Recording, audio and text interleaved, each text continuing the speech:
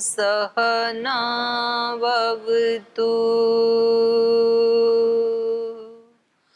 सहनौ भुनक्तु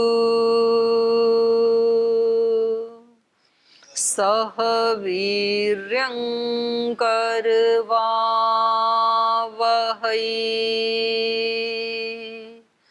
तेजस्विनावधीतं मा विद्विषावहै।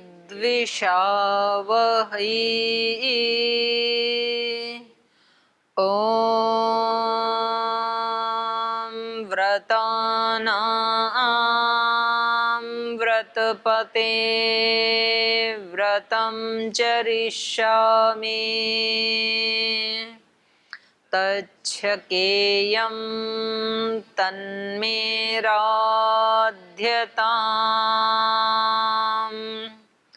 इदमहमनृतात् सत्यमुपैमि। ॐ शान्ति शान्ति शान्तिः।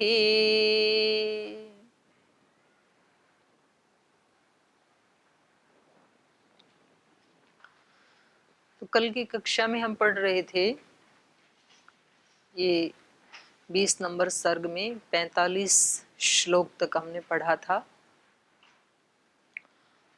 विश्वामित्र ऋषि महाराज जनक के पास आए हैं और उनका कुशल क्षेम आदि पूछ रहे हैं। पूरे कोशे जनपदे बांधवेषु सुहृत्सु च कुशलम कौशिकः राज्य पर्यपृच्छत। कौशिक ने राजा से पूछा कि आपके पुरी में, अयोध्या नगरी में सब कुशल तो हैं? कुशलम। उस धार्मिक कौशिक ने, सुधार्मिक कौशिकः, विश्वामित्र जो धार्मिक व्यक्ति हैं, सुधार्मिक हैं, उन्होंने पहले नगरी के कुशल क्षेम के बारे में पूछा, फिर कोश के बारे में पूछा, फिर जनपद के बारे में पूछा, भाई बंधुओं के बारे में पूछा, जो भी बंधु मतलब उनके जो भी मंत्री आदि हैं उन सब के बारे में, और सुहृत्सु जो मित्रगण हैं उनके बारे में पूछा कि सब कुशल मंगल तो है। तो ये भी एक बहुत अच्छे व्यवहार की एक बात हमें सिखा रहे हैं कि किसी के पास जाएं तो पहले क्या करना चाहिए, उसके कुशल क्षेम के, पहले तो आने वाला उसका कुशल क्षेम पूछे। जिसके यहाँ गए हैं, मानो हमारे यहाँ कोई व्यक्ति आता है तो पहले हमें उसके कुशल क्षेम के बारे में पूछना चाहिए। यात्रा ठीक रही, कोई परेशानी तो नहीं हुई, तो ये यजमान का कर्तव्य बनता है। और जब आप किसी के यहाँ जाएं तो जैसे ही उसने पूछा या नहीं भी पूछा, तो आप जिसके यहाँ गए हैं उस व्यक्ति का कुशल क्षेम पूछें कि भाई आपके यहाँ सब ठीक ठाक तो है। तो उससे हमें पता लग जाएगा कि इस व्यक्ति की चित्त की स्थिति क्या है इस समय। तो यदि वो बेचैन है, कोई परेशानी है, तो पहले उसके चित्त को शांत करने की कुछ बातें बोलनी चाहिए, और जब वो थोड़ा रिलैक्स हो जाए तब हमें अपने आने का प्रयोजन बताना चाहिए। ऐसे नहीं कि सीधे जाते ही हम, उसकी तो बेचारे की सिचुएशन जानी नहीं और अपना अपना कह दिया। अब बात ये छोटी सी ही है, लेकिन इसी से ही बहुत सारी कष्ट परेशानियां बढ़ती चली जाती हैं। एक व्यक्ति अपने दुकान पे जाता है या अपनी फैक्ट्री में जाता है, किसी स्कूल कॉलेज आदि में, इंस्टीट्यूट में जाता है, और वहां जाते ही वो देखता है कि उसका मालिक जो है वो उसके ऊपर झुंझला रहा है, उसके साथ ठीक व्यवहार नहीं कर रहा है। तो ये व्यक्ति उससे डांट खा करके, तो इसका पूरे दिन दिमाग खराब रहता है। ये घर आते ही अपने बच्चे को डांटता है फिर, क्योंकि मालिक पे तो जोर चलता नहीं है, तो आते ही बच्चे को डांट देता है। अब बच्चा पूरी रात परेशान रहता है, पत्नी को डांट देता है, वो पूरी रात परेशान रहती है। सुबह उठते ही बच्चा भी झुंझलाता हुआ स्कूल जाता है, उसकी पढ़ाई भी नहीं हुई। वहां जाकर के वो टीचर के साथ ठीक से बिहेव नहीं करता है, अपने दोस्तों के साथ भी ठीक से बिहेव नहीं करता है। अब उसके दोस्तों के साथ क्योंकि उस बच्चे ने ठीक से बिहेव नहीं किया, इसलिए वो अपने घर जा करके वैसे झुंझलाते हैं, अपनी माँ के साथ ठीक से बातचीत नहीं करते हैं। टीचर क्योंकि बच्चों से परेशान होके गए हैं, वो अपने घर में जाके अपने बच्चों से और पारिवारिक जनों से ठीक व्यवहार नहीं करते। मतलब ये चेन कहाँ जाके रुकेगी, कहाँ नहीं जा सकता है। कोरोना की तरह से ना, एक कोरोना को ले कितने चिंतित हैं, ये वाला कोरोना जो साथ लगा हुआ है ये रोज का कोरोना है हमारे। और कितनी त्रुटि हुई थी, बॉस ने ठीक से व्यवहार नहीं किया था, उसने हमारे को डांट दिया था। वहां पर ही यदि हम इस चेन को तोड़ देते, भाई हो सकता है ये व्यक्ति हमारे को ऐसे झुंझला के बात कर रहा है, तो हो सकता है कोई परेशानी रही हो सकता है शरीर में कोई रोग हो सकता है घर में कुछ ऐसा हो गया होगा, मनुष्य ही तो है। तो या तो आप पूछ ही लेते थोड़ी देर के बाद कि जी आज कुछ एबनॉर्मल लग रहा है, आप तो ऐसे हैं नहीं, आज कोई परेशानी है क्या, जरूर कुछ ना कुछ हुआ होगा, बस वहीं खत्म हो जाता, वो चेन वहीं टूट सकती थी। तो बात ये छोटी ही है, तो पहले जिसके यहाँ गए हैं उसका आप कुशल क्षेम पूछें, सब ठीक तो है, और तुरंत ही हम अपना अपना देखते हैं बस, और दूसरे का देखते नहीं है, तो वहां से फिर वो चेन बहुत आगे बढ़ती ही चली जाती है, और जो एक छोटी सी दरार थी वो फिर दूरियों में कन्वर्ट हो जाती है, खाई बन जाती है। फिर सारा व्यवहार के ऊपर संसार चल रहा है।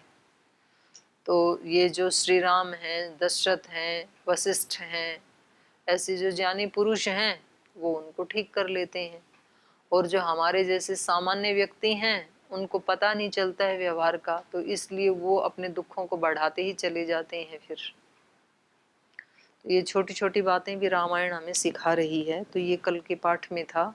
आपका पीछे से कोई प्रश्न है तो पूछ सकते हैं, नहीं तो फिर आगे चलेंगे। किसी का कोई प्रश्न है पीछे के पाठ से? चलूं आगे? चलिए 46 नंबर श्लोक से। अपि ते सन्नतः सर्वे सामंत रिपवो जिताः दैवं च मानुषं चैव कर्म ते साध्वनुष्ठितम् वसिष्ठं च समागम्य कुशलं मुनिपुङ्गवः ऋषिश्च तान् यथा न्यायं महाभाग उवाचः ते सर्वे हृष्टमनस्तस्य राज्ञो निवेशनं विविशुः पूजितास्तेन निषेधुश्च यथार्हत अथ हृष्टमना राजा विश्वामित्रं महामुनिम् उवाच परमोदारो हृष्टस्तम् अभिपूजयन् यथामृतस्य सम्प्राप्तिर्यथा वर्षं मनोदके यथा सदृशदारेषु पुत्रजन्मा प्रजस्य वै प्रणष्टस्य यथा लाभो यथा हर्षो महोदयः तथैवागमनं मन्ये स्वागतं ते महामुने कंच ते पुरमं कामं करोमि किमु हर्षितः पात्रभूतोऽसि मे ब्रह्मन् दिष्ट्या प्राप्तोऽसि मानद अद्य मे सफलं जन्म जीवितं च सुजीवितम्। तो आगे इन्होंने कुशल क्षेम पूछने के बाद आगे पूछा, अपि ते सन्नतः सर्वे सामंत रिपवः जिताः। सामंत जो आपके समान जो राजा हैं वो सब ते सन्नतः आपके सामने झुकते हैं या नहीं? तो झुकते कब हैं लोग? जब अपना पराक्रम बढ़ता है। तो मतलब आपका पराक्रम इतना बढ़ा हुआ है कि नहीं कि जो आपके बराबर वाले जो राजा हैं वो आपके सामने झुके। किसी व्यक्ति को झुकाने का तरीका क्या है? अपनी तपस्या और पराक्रम को बढ़ा दो। झगड़ा जब तक करते रहे, मैं इससे वरिष्ठ हूं, इसकी तो ज्यादा पूंछ हो रही है, मेरी नहीं हो रही है, उसकी पूंछ लंबी बढ़ रही है, मेरी छोटी हो रही है, तो मैं भी अपनी सीनियरिटी दिखा के ही दम लूंगा, तो उससे क्या होगा, और छोटे हो जाओगे। सचमुच यदि आपको अपना सम्मान बढ़ाना है तो क्या करें, अपने तप, पुरुषार्थ, सेवा, समर्पण, विनम्रता, इनको बढ़ा दो। अपने पराक्रम को बढ़ाने से ही व्यक्ति क्या होता है, बलवान और सम्मानित होता है। जंगल का राजा कौन है, किसने तिलक लगाया उसके माथे पे, किसने घोषणा की कि आज से तुम जंगल के राजा हो, किसी ने किया राज्याभिषेक उसका, किसने बनाया उसको, स्वयं भू है। सारे पशु इकट्ठे हुए हों या कोई वोट डाले हों, चलो इलेक्शन खड़ा हो रहा है, और इलेक्शन में आजकल बिहार में चल रहा है ना, तो जिसकी ज्यादा वोटिंग होगी वो राजा। तो ऐसा हुआ क्या शेर के साथ, उसको जंगल का राजा किसने बनाया, मृग इंद्र किसने बनाया, उसके पराक्रम ने बनाया। उससे भी बड़े शरीर वाले हैं वहां पे, हाथी जैसे भी हैं, तो वो क्यों नहीं बने राजा, उनमें उतना पराक्रम नहीं था। तो व्यक्ति को उसके सामने दूसरे सन्नत हों, दूसरे झुकें, इसके लिए उसको क्या करना पड़ता है, अपने पराक्रम को, अपने पुरुषार्थ को बढ़ाना पड़ता है। आज श्रद्धेय स्वामी जी के सामने सभी लोग बड़े हैं, वो आशीष देते हैं, जो छोटे हैं वो उनका सम्मान करते हैं। ये कैसे हुआ, अपने तप और पुरुषार्थ को बढ़ाया। जिस दिन पहले दिन हरिद्वार में आए उस दिन तो लोग बाहर निकालने को तैयार थे, ये कहाँ हमारे बीच में आ गया विजातीय तत्व। उनको लगता था कि ये तो मतलब आर्य समाज की गुरुकुल की पृष्ठभूमि से आए हैं, तो ये तो हमें उखाड़ डालेंगे सब, तो हमारी तो वो चलेगी ही नहीं। तो व्यक्ति को अपने पैर जमाने के लिए अंगद की तरह से क्या करना पड़ता है, बल अर्जित करना पड़ता है। उसने ऐसा पैर जमाया रावण के दरबार में कि सारे राक्षस मिल करके उसको उखाड़ना चाहा, लेकिन उखड़ा नहीं। वो क्यों नहीं उखड़ा, क्योंकि बल इतना है अगले के अंदर। तो ये तो संसार अपने ढंग से चलेगा, सब आपके अनुकूल नहीं होने वाले हैं। यहाँ पर कुछ अनुकूल होंगे, कुछ प्रतिकूल होंगे, कुछ ज्यादा ही प्रतिकूल होंगे, कुछ मीडियम प्रतिकूल होंगे। तो संसार से ये अपेक्षा कभी मत करना कि सब आपके अनुकूल ही होंगे और तब आप महान बनेंगे, ऐसा कभी नहीं होगा। संसार में सब तरह के लोग हैं, और जैसे जैसे उनके संस्कार हैं, जैसे जैसे उनकी समझ है, वैसा वैसा व्यवहार वो करेंगे।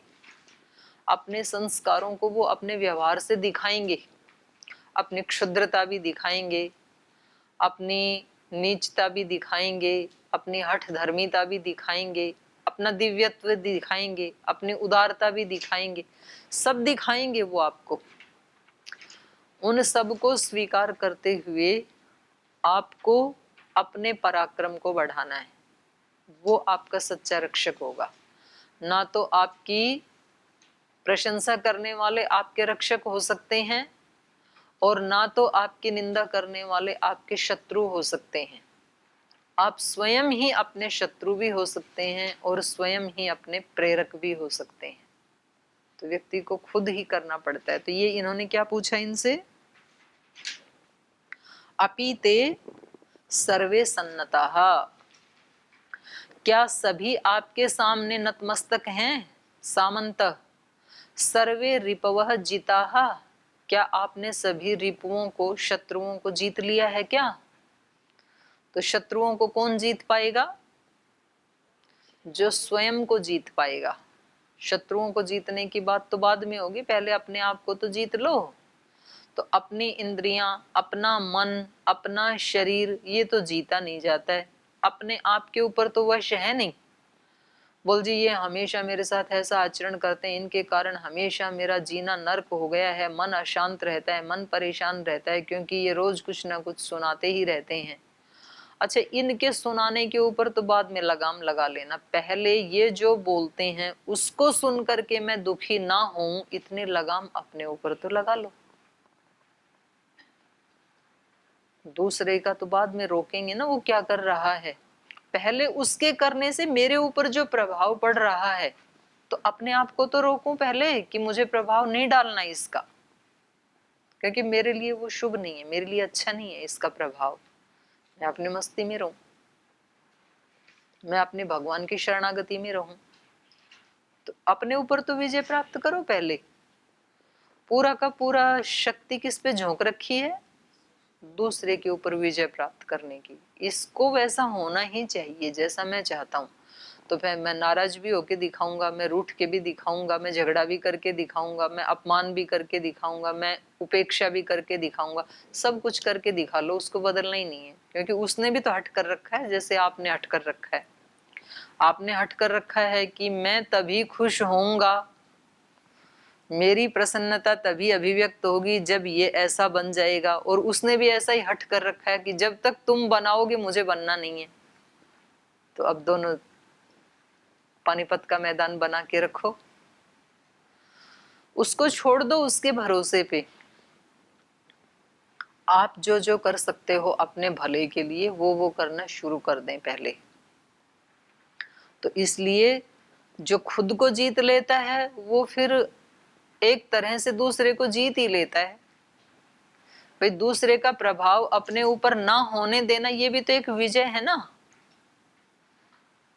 भाई एक तो सारे संसार को फूलों से ढक देना एक बात, और दूसरा सारे संसार को नहीं ढक पाए तो अपने पैर में जूते पहन लेना, कांटे ना लगे, कीचड़ ना लगे। तो एक तरह से जब अपने पैरों को सुरक्षित कर लिया तो संसार के कांटों से बच ही गए ना हम। तो इतना तो कर ही सकते हैं, अपने पैर में तो जूते डाल ही सकते हैं। वो तो ज्यादा कठिन है, संसार को फूलों से भरना, सारे संसार के कांटे हटाना वो बड़ा कठिन है। अपने पैर में जूता पहनना सरल है, थोड़े से पैसे कमा के पहन लो तो आपको बाधित नहीं करेंगे वो कांटे। और उसके बाद जूते पहनने के बाद जितना हो सके सफाई भी कर लेना फिर। तो इसलिए इन्होंने क्या पूछा, अपीते रिपवः जिताहा, क्या आपने अपने सभी रिपुओं को जीत लिया है क्या? तो ये तो राजाओं के बारे में ही कह रहे हैं। और ये भी क्योंकि एक राजा है, तो अच्छा राजा कौन? जो अपने शत्रुओं को जीत के रखे। हम भी और किसी राज्य के राजा हो या ना हो, पर ये जो हमारा शरीर रूपी जो अयोध्या है, इसके तो हम राजा हैं। सब राजा हैं अपने अपने मन के, इंद्रियों के, शरीर के, प्राण के। इसके जो जो शत्रु हैं, काम क्रोध लोभ मोह अहंकार घृणा द्वेष विषाद क्षुद्रता क्षुद्राशयता छोटे विचार, ये सारे तो रिपु ही है ना। यही तो हमारे को बाधित करते हैं, आगे नहीं बढ़ने देते हैं। छोटी सोच, भय कि कहीं दूसरा मेरे को पराजित ना कर दे, हमेशा ही एक द्वंद्व में रहना, द्वेष में रहना, वैर में रहना, चिंता में रहना, ये सारे तो रिपु ही है ना। तो पहले इनको तो जीतें। तो पहले हमें ये निर्णय कर लेना चाहिए कि कैसे रहना है, निर्द्वंद्व।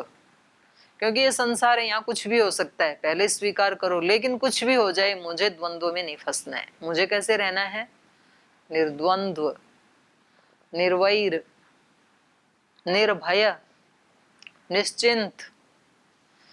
क्योंकि भय में कब तक जीते रहेंगे? कुछ भी होने दो, ज्यादा से ज्यादा क्या होगा? शरीर को कोई कष्ट हो जाएगा, इंद्रियों को हो जाएगा, मन को हो जाएगा। मुझ आत्मा का तो कोई कुछ बिगाड़ सकता नहीं है। तो अपने उस स्वरूप के ऊपर दृढ़ बन करके कैसे रहें हम, निर्भय। उस निर्भयता की प्रैक्टिस करें तो व्यक्ति निर्भय रह सकता है। क्योंकि आत्मा का कोई भी व्यक्ति कुछ नहीं बिगाड़ सकता है, क्योंकि वो नित्य है। ना उसको कोई मार सकता है, ना कोई अपमानित कर सकता है, ना उसकी महत्ता को घटा सकता है। तो ये अंदर के रिपु हैं। तो कम से कम इनको तो हर व्यक्ति को ही जीतना चाहिए। क्योंकि इस पुरी के तो राजा बन के रहो। बाहर तो मोदी की तरह किसी का नंबर आ जाए तो अच्छी बात है, नहीं आए तो अपनी वाली अयोध्या के तो राजा बन ही सकते हैं। भगवान ने सबको इतना तो मुकुट पहना के भेजा ही है। तो इन्होंने पूछा, अपि ते सन्नता सर्वे सामंत रिपुवो जिताः दैवं च मानुषं चैव कर्म ते साधु अनुष्ठितम। आपके द्वारा दैव कर्म और मानुष कर्म। दैव कर्म क्या है? संध्या वंदन यज्ञ आदि देवों के लिए जो कर्म किए जाते हैं वो दैव कर्म, और मानुष कर्म क्या है, अपने और प्रजा के लिए जो किए जाते हैं, क्योंकि ये राजा हैं। तो इनको ही निमित्त और नैमित्तिक दो शब्दों से कहा जाता है। कुछ निमित्त कर्म है, निमित्त मतलब जो हमारे कर्तव्य कर्म हैं। भाई हम एक मनुष्य हैं, तो मनुष्य होने के नाते शरीर को कैसे रखना चाहिए। अब पशु तो शरीर को कैसे भी रखें, गंदा रखें, नंगा रखें, भूखा रखें, खूब भर के खा के रखें, कैसे भी रख सकते हैं वो। लेकिन मनुष्य होने के नाते मनुष्य को कैसे रखना चाहिए, वैसे ही रखना चाहिए। तो ये सारे आ जाएंगे मानुष कर्म, निमित्त कर्म में आ जाएंगे। ये हमारे जो कर्तव्य कर्म हैं, मनुष्य हैं, किसी के शिष्य हैं, किसी के पुत्र हैं, तो एक शिष्य को कैसे रहना चाहिए, शिष्य में भी आदर्श शिष्य होकर के, विद्यार्थी हैं, छात्र हैं, तो आदर्श विद्यार्थी को, आदर्श छात्र को कैसे रहना चाहिए, वैसे ही रहने का प्रयास करें। ये सब निमित्त कर्म में आते हैं। एक होते हैं नैमित्तिक कर्म, जो किसी निमित्त से हमें करने होते हैं। तो वो कभी कभी होते हैं नैमित्तिक। किसी त्योहार को लेकर के कभी कुछ विशेष, जैसे दिवाली आएगी तो विशेष प्रकार की सफाई करनी होती है, विशेष प्रकार के यज्ञ आदि करने होते हैं, अलग अलग ऋतु में अलग यजन करना होता है। कोई विशेष अतिथि आ गई तो उस समय विशेष प्रकार का आचरण व्यवहार करना होता है, वो सब नैमित्तिक होते हैं। तो इसलिए ये राजा हैं तो इनसे पूछ रहे हैं, दैवम च मानुषम चैव कर्म, दैव कर्म और मानुष कर्म ते साधु अनुष्ठितम, अच्छी प्रकार आपसे अनुष्ठित हो रहे हैं, अनुष्ठान ठीक से कर रहे हैं आप दोनों प्रकार के कर्मों का। कहीं अपने कर्तव्य कर्मों में कहीं कोई बाधा तो नहीं आ रही है, क्योंकि व्यक्ति जब मानुष कर्म में लगता है तो दैव कर्म को भूल जाता है। जब धन कमाने की एक धुन सिर पे सवार होती है, या विषयों के भोगों की जब सिर पे एक धुन सवार होती है, तो व्यक्ति शरीर को कैसे ठीक रखना है उसको भूल जाता है। तो पहले खूब सारा खाते हैं, वजन बढ़ाते हैं, रोगी बनते हैं, फिर योग ग्राम में आके भूखे रहते हैं, फिर वजन घटाते हैं। तो मतलब पहले उधर बढ़ाओ फिर इधर घटाओ। तो इससे अच्छा तो ये है कि पहले थोड़ा थोड़ा खाओ, जितना चाहिए, तो कुछ नहीं करना पड़ेगा। पहले रोगी होने के सारे उपाय करो, रात को देर देर तक जगो, देर से खाओ, देर से सो, फिर ठीक होने के उपाय करो, रूटीन को चेंज करो, फिर जल्दी सो जल्दी उठो। तो इससे अच्छा है कि पहले ही अपने कर्तव्य कर्म ठीक रखें। तो व्यक्ति से भूल ये होती है कि वो एक तरफा चलता है। जब वो साधना करता है, तपस्या करता है, तो फिर बोले हमें दुनियादारी से क्या लेना देना, कुछ काम नहीं करेंगे। तो भाई साहब आप कुछ काम नहीं करोगे तो आपका चलेगा कैसे ये। तो ये बड़ी हानि की है दोनों ही प्रकार के। एक तरफा वाली जो सोच है इन्होंने सबसे ज्यादा हानि की है। ऋषियों की बात मानी नहीं हमने। ऋषियों ने तो बताया यह तो अभ्युदय निश्रेयस सिद्धि, धर्म वही है जो दोनों का बैलेंस बनाए। भगवान कृष्ण ने भी बता दिया, समत्वम, समता बना के रखो जीवन में। शरीर की जगह शरीर को ठीक रखो, मन की जगह मन को, आत्मा की जगह आत्मा को। एक को लेकर के चलते हैं हम, या तो शरीर को, तो वो तो आत्मा को भूल जाते हैं। फिर बस किसी भी तरह से शरीर और शरीर के सुखों के साधन, उसके लिए मरना मांड देते हैं। मरना मांडना पता है, पूरी ताकत लगा देना। दूसरे आत्मा को लेके चलते हैं, वो बोलते हैं आत्मा के सिवाय कुछ नहीं, सब अनित्य है, सब मिथ्या है, सब झूठ है। और उसको एक दिन खाना मत दो तो पता लग जाएगा कि ये मिथ्या है कि ठीक है। उसको मतलब जूस चाहिए, उसको दूध चाहिए, अंकुरित चाहिए, घी चाहिए, ड्राई फ्रूट चाहिए। तो जब असत्य है तो ये सब क्यों चाहिए। कमरा साफ चाहिए लेकिन मैं करूंगा नहीं, क्योंकि सब असत्य है। तो दूसरे आके साफ करके जाएं। क्यों? वो भी तो आत्मा ही है, वो क्यों साफ करके जाएं आपका? वो भी मानेंगे तो एक दिन में देश सड़ जाए, यदि वो रोटी तो खानी ही पड़ेगी मेरे को, है तो ये अनित्य शरीर। तो रोटी कहाँ से आएगी? किसान भी खेती करना छोड़ दे, वो भी बोलेगा मैं आत्म भाव में रहूंगा, मुझे कोई खेती वेती नहीं करनी, तो खाओगे क्या? दीवारों को खाओगे क्या? या सोना चांदी खाओगे? या 2-2 हजार के नोट चबा चबा के खाओगे? कि जितने जितना बड़ा नोट अच्छे से चबा के खाया उतना ही बढ़िया डाइजेशन? ऐसे तो होता नहीं है। तो बैलेंस तो करना पड़ेगा। इसलिए यहाँ रामायण भी यही कह रही है कि दैव कर्म और मानुष कर्म, उन दोनों का ही क्या होना चाहिए? साधु अनुष्ठान होना चाहिए, सम्यक अनुष्ठान होना चाहिए दोनों का।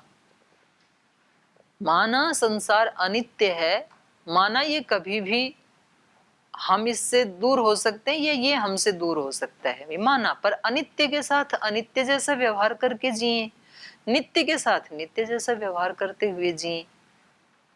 ये उन लोगों ने बताया जिन्होंने वैसा जिया। तो दोनों का बैलेंस करना ही आध्यात्मिकता है, दोनों का बैलेंस करना ही धर्म है, वही योग है। तो इसलिए ये पूछ रहे हैं दैवम च मानुषम चैव कर्म ते साधु अनुष्ठितम। आपके दैव कर्म और मानुष कर्म, राजा हैं, प्रजा के साथ ठीक व्यवहार करते हो कि नहीं, और प्रजा के साथ ठीक करते करते अपने पारिवारिक जनों के साथ भी ठीक करते हो कि नहीं, और राजा प्रजा का परिवार जनों का ध्यान रखते रखते अपने शरीर के साथ भी ठीक व्यवहार करते हो कि नहीं, और इन सब को करते हुए कहीं दैव को तो नहीं भूल गए हैं, ईश्वर को तो नहीं भूल गए हैं। तो क्योंकि इन्होंने तो अभी अभी अश्वमेध यज्ञ किया था, तो ये तो दैव कर्म भी कर रहे हैं। तो इस प्रकार से इन्होंने सभी बातें उनसे पूछी। वसिष्ठं च समागम्य कुशलं मुनिपुंगवः ऋषिश्च तान् यथा न्यायं महाभाग उवाचः। और इसके बाद वसिष्ठं च समागम्य कुशलम मुनिपुंगवः, फिर उनके पास गई, वशिष्ठ जी के पास, और उनसे भी उनका कुशल क्षेम पूछा। वशिष्ठम च समागम्य, समागम्य मतलब मिल करके, वशिष्ठ जी से मिल करके मुनि पुंगवः, इस श्रेष्ठ मुनि ने, विश्वामित्र ने, कुशलम उवाच है, उनका कुशल क्षेम पूछा। ऋषिश्च तान्, और उनके साथ ही जो दूसरे ऋषि थे, वशिष्ठ ऋषि के साथ ही जो पूरे मंत्रिमंडल में 8 ऋषि थे ना इनके, तो उन सब का भी यथा न्यायम, जैसा जैसा जिसका पद था, प्रतिष्ठा थी, वैसे वैसे उनका भी कुशलम उवाच, उनका भी कुशल समाचार पूछा। तो ये सारा व्यवहार ही बता रहा है, ऐसे भी नहीं कि भाई केवल राजा राजा से तो मिल लिए, बाकी से क्या लेना देना। तो जब कहीं जाते हैं, किसी के यहाँ जाते हैं, तो एक बार सब सदस्यों से पूछ लो आप, हाँ जी आप ठीक हैं, आप ठीक हैं, बच्चों से भी पूछ लो, छोटे बच्चों से भी, तो उनको लगता है हमारी भी कोई वैल्यू है। छोटे बच्चों से पूछ ले तो फिर सब परिवार के लोग उस अतिथि के आने की राह देखते हैं कि वो कब आएंगे। और एक ऐसा अतिथि आता है, एक से तो बात करता है, बाकी किसी से कोई लेना देना नहीं है, तो फिर बाकी भी उसके बारे में पूछते नहीं है। तो इन्होंने क्या किया, राजा से भी कुशल क्षेम पूछा, वशिष्ठ ऋषि से भी पूछा, फिर उनके साथ जो दूसरे ऋषि थे मंत्रिमंडल में, उनका भी यथा न्यायम, यथा योग्य, उन सब का कुशल क्षेम पूछा।